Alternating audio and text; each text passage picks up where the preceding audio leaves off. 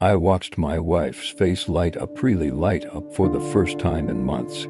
And it wasn't because of me. It happened last Thursday.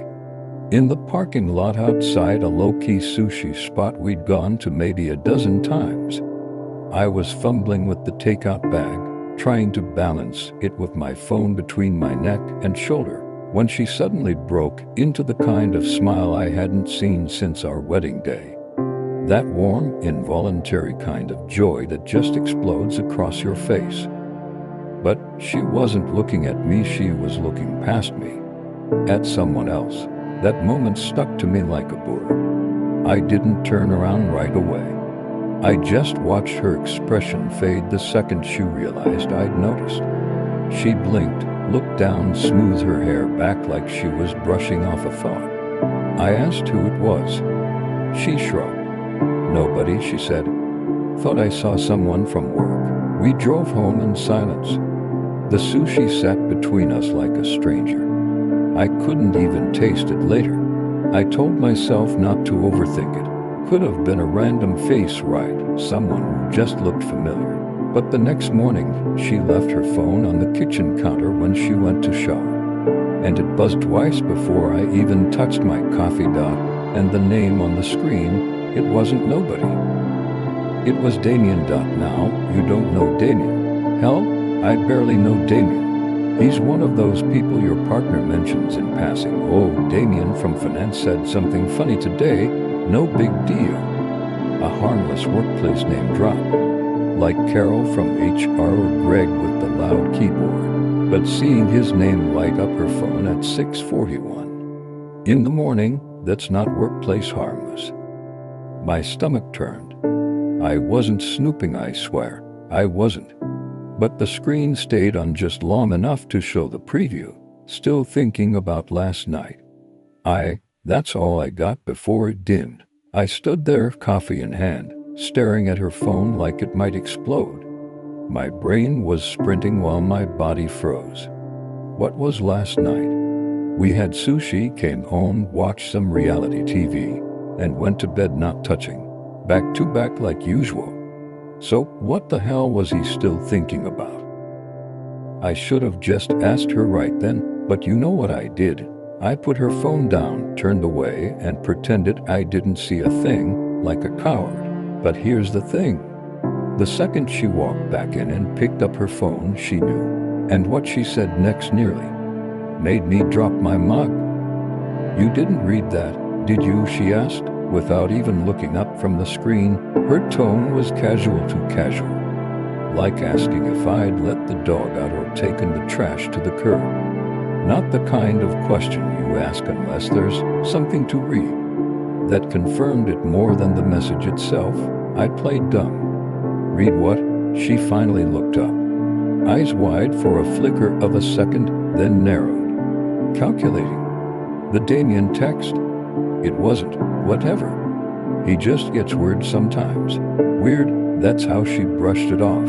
The guy sends a 6 a.m. heart-throbbing text and suddenly he's the problem. I wanted to press, to ask why Damien was still on her mind. Why last night needed remembering. Why she flinched when our eyes met. But instead, I just nodded like a fool and said, "Okay." The rest of the morning, I watched her. Not obsessively, just sharply. I noticed how often she checked her phone. How she turned the screen away each time it buzzed. How she laughed once while stirring her tea, a soft little chuckle like something warm was blooming inside her, but not because of me. So I waited until she left for work. And then I opened my laptop, heart thumping, palms sweating. If she wasn't going to tell me the truth, maybe her cloud backup would. I'd never done anything like this before. I felt like a damn spy. But the pit in my stomach wouldn't go away, and neither would the flicker of Damien's name behind my eyes. I knew she used Google for everything. Calendar, photos, messages. She wasn't tech-savvy, never even changed her default password. So I signed into her account. Just like that. No two-factor, no roadblocks. Just me and the digital skeletons I was sure were waiting. The inbox was quiet. Too quiet. I searched Damien, a few emails from months ago, all work-related. Nothing personal, nothing suspicious. But then I checked the Google Photos app, and that's where my fingers froze. There were two videos, both saved at 3:17 a.m., timestamped just 3 days ago.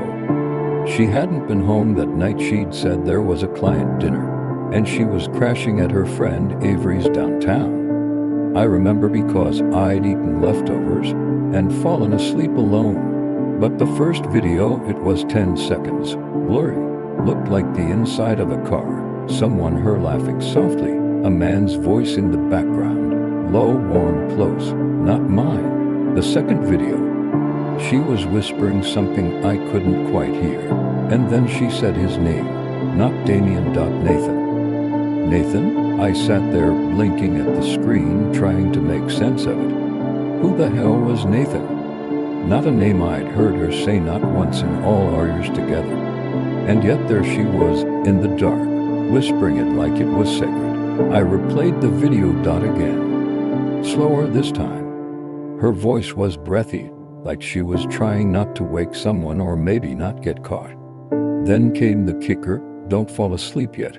I like when you talk like that, Nathan. That name echoed in my head. Nathan. Not Damien. Not anyone she ever mentioned. A ghost of a man who somehow meant enough to be on her lips in the middle of the night. My hands were trembling now. I clicked into her location history. It wasn't even hidden. On the night in question, she'd pinged into places: a fancy steakhouse in the city and then a residential address in a neighborhood I didn't recognize. She'd stayed there from 10:40 p.m. until nearly 6 o'clock a.m. Avery's place was across town, so who lived here? I copied the address into Google Maps. As the satellite view loaded and I zoomed in, my blood turned to ice. There was a car in the driveway. My car. I stared at that image on Google Maps like it was a punch I hadn't seen coming. It was my car, no question. Same dent above the left tire, same parking decal in the windshield. But I hadn't been there, not that night, not ever. And that's when it hit me. She'd taken my car. She'd told me her brakes were acting up and asked to swap for the week. Said her mechanic friend would look at it. I didn't think twice. I handed over the keys. That night, while I was home eating reheated spaghetti and watching Netflix, she was sliding into someone else's driveway with my car. Lying with ease I didn't know she had. I had no idea who Nathan was. No clue how long it had been going on. But now I was questioning everything. Every night she got home late, every muted laugh in the other room, every time she claimed she was just tired. I needed answers. Real ones. So I did something reckless. I drove to that address the next night, parked a block away and waited. It felt pathetic and paranoid, but I had to see. And standing there to greet her was my best friend,